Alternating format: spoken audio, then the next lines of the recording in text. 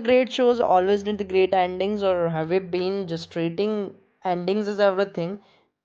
बिल्कुल यार, एकदम सही सुना तुम लोगों ने कि क्या एक ग्रेट शो अपनी खराब एंडिंग की वजह से अपने उस लेगेसी के स्टेटस को खो देता है।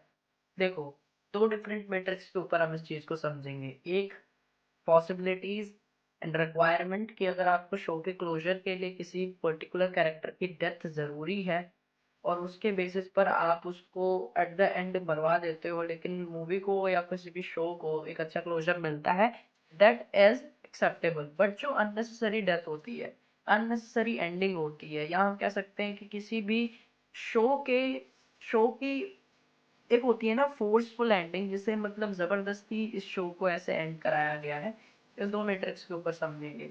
पहला मैट्रिक्स हम समझते हैं स्ट्रेंजर थिंग्स का। भाई स्ट्रेंजर थिंग्स में क्या हुआ, लास्ट में जो 11 है वो गेट क्लोज कर देती है अपसाइड डाउन पे, लेकिन वो भी उसके अंदर ही रह जाती है। लेकिन फिर पॉसिबल थियरीज जो माइक की तरफ से आती है, जो कि कहीं जगह लेजिट भी लगती है, प्रूफ भी देती है कहीं मूवमेंट्स इस चीज़ के, कि पहला पहला प्रूफ ये था कि वो एक इल्यूजन था। ठीक है, काली ने वो इल्यूजन किया था ताकि हॉपकिंस को लग सके, मिलिट्री को लग सके कि हाँ 11 मर चुकी है। और अब जो हमारी 11 है वहां से escape कर लेती है और कहीं दूर किसी आइलैंड पर जाकर वो अपने बाकी की जिंदगी जी रही है, और अपने पिछला जो भी उसने हॉपकिंस में देखा, हॉपर हो गया, माइक हो गया, उसके दोस्त हो गए, उन सबको पीछे छोड़ के, जो कि जरूरत है ताकि, बिकॉज उसकी वजह से ना उन हॉपकिंस के कॉमन पीपल्स के ऊपर भी बहुत बड़ा खतरा मंडराता रहता है। तो उन्हें एक ये एंडिंग हो गई कि भाई वो अब कभी भी पीछे नहीं जाएगी ताकि वो जिंदा भी हो। दूसरी एंडिंग जो है कि वो एट द एंड मर जाती है और अपसाइड डाउन के अंदर आ जाती है।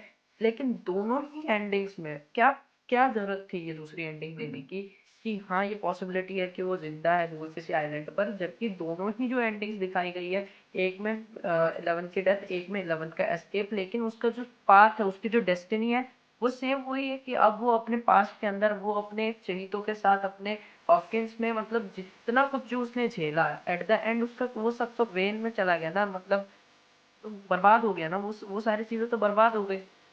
जो भी उसने फेस किया, किन के लिए उन्होंने फेस किया, जिन लोगों के लिए उसने फेस किया हॉकिंस के लोगों के लिए, वो तो उसे पीछे छोड़कर चले गए।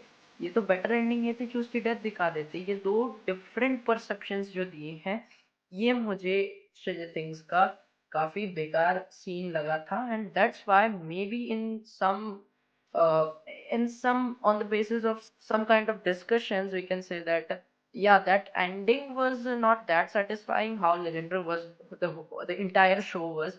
दूसरी द बॉयज की एंडिंग, ये एंडिंग भी बहुत ही फालतू एंडिंग दिखाई गई है। भाई होमलैंडर को सोल्जर बॉय का भी अपग्रेड कहा गया था, because of even if he was having that a normal V compound, still he was an upgraded version of Soldier Boy and he was the strongest suit of the entire show।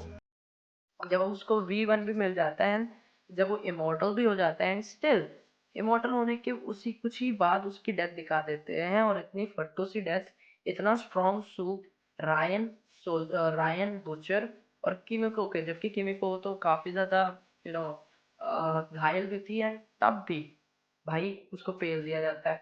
उसके बाद चलिए ये तो सही था कि he was evil and his death was very very much very much satisfying to many of the fans of the show, because उसने बहुत ही गंदे काम किए थे भाई, बहुत ही स्टूपिडिटी उसने दिखाई है शो के अंदर एज अ विलन।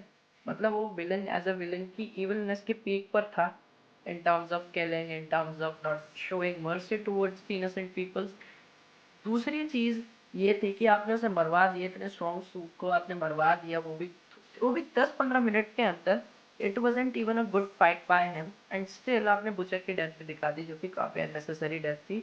ये भी हो सकता था कि यार होमलैंडर को मार दिया, अब सब अपने अपने रास्ते चले गए, है ना। उसमें हमने देखा कि जो बुचर का जो कुत्ता था, जो पेट था, टेरर, उसे भी मरवा दिया। एट द एंड ह्यूई के हाथों ही बुचर मरता है, एंड फॉर, मैं कहूंगा, एक अननेसेसरी पर्पस के लिए कि यार होमलैंडर मर गया, सारे सारे सूट्स को मार देते हैं।